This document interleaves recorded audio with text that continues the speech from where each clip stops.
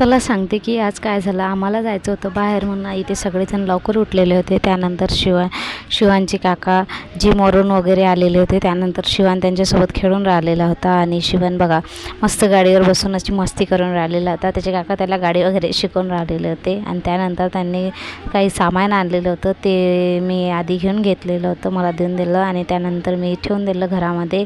आणि त्यानंतर चहा वगैरे व्हायचा होता तर चहा वगैरे वतला देऊन दिला मी माझ्या घरच्यांना. त्यानंतर माझे जे हजबंड आहे त्यांना ब्रश वगैरे करायचा होता. त्यानंतर त्यांना टूथपेस्ट ब्रश असं देऊन दिलेला होता मी. आणि ब्रश तर त्यांनी घेतला आणि पेस्ट शिवांनी मागितला ना, शिवान नाही का पेस्ट घेऊन पळाला होता.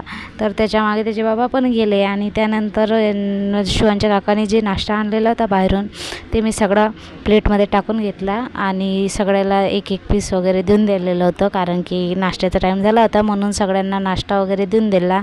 त्यानंतर मी सगळे कामं वगैरे करून घेतलेले होते. स्वयंपाक वगैरे माझा राहिलेला होता ते वगैरे करून घेतला. त्यानंतर मी तयार झाले आणि त्यानंतर आम्ही निघालेलो होतो बाहेर जाण्यासाठी. पण बाहेर कुठे जायचं आहे तर मी सांगते तुम्हाला, कारण की आमचा शिवान जो आहे त्याला खोकला झालेला होता आणि तो खोकला खूप म्हणजे 1 महिना झालेला होता, पण तरी त्याचा खोकला बसून राहिलेला नव्हता. म्हणून आम्ही आधी पण डॉक्टरजवळ नेलेलं होतं, पण आता पुन्हा घेऊन चाललेलो होतो. आणि त्यानंतर आम्हाला जाता जाता महादेवाचं मंदिर रस्त्यात लागलं आणि आम्ही जर दर्शन केलं नाही तर असं होऊच शकत नाही कधी, म्हणून इथे दर्शन वगैरे करायला चाललं गेलो होतो आम्ही. गाडी वगैरे येऊन उतरलो. त्यानंतर चप्पल वगैरे काढून घेतली आणि ते मंदिराचं काम चालू आहे तर आम्ही दुसऱ्या साईडने चालून गेलेलो होतो, नाहीतर जवळून गेलं तर लवकर मंदिर दिसतं. आणि इथे मस्त असं मंदिर बांधण्यात चालू आहे, कारण की आधी इथे खूप जुन्या पद्धतीचं मंदिर होतं, आता इथे मस्त भव्य असं मंदिर होणार आहे. त्यानंतर शिवान आणि शिवांचे पप्पा इथे पाया लागून राहिलेले होते. त्यानंतर यांनी अंदर वगैरे गेले. इथे पहिले त्यांनी नंदीचे पाय वगैरे लागून घेतलेले होते. त्यानंतर आम्ही सगळेजण खाली पिंडीच्या पाया वगैरे लागून घेतलेले होते. आम्ही तिघंजण इथे बसलेलो होतो. त्यानंतर आम्ही पाया वगैरे लागून घेतल्या, गर्दी नव्हती म्हणून लवकर झालेलं होतं.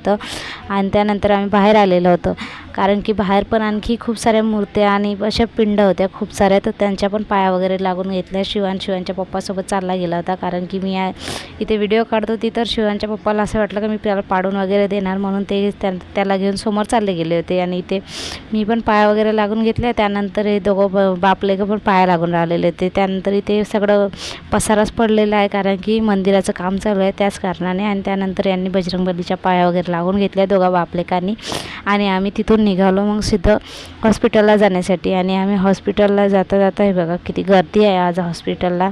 आम्ही हॉस्पिटलला आलो आणि त्यानंतर गाडी वगैरे पार्क करून घेतलेली होती आणि आम्ही अंदर गेलो तर पाहिलं की खूप सारी गर्दी होती, म्हणून मी इथे बसलेली होती, कारण की आमचा नंबर यायचा होता म्हणून मी वाट पाहत बसले होते. आणि आमचा शिवान तर एका जागी बसत नाही, म्हणून त्याचे पप्पा त्याला बाहेर गेलेले होते घेऊन फिरायसाठी.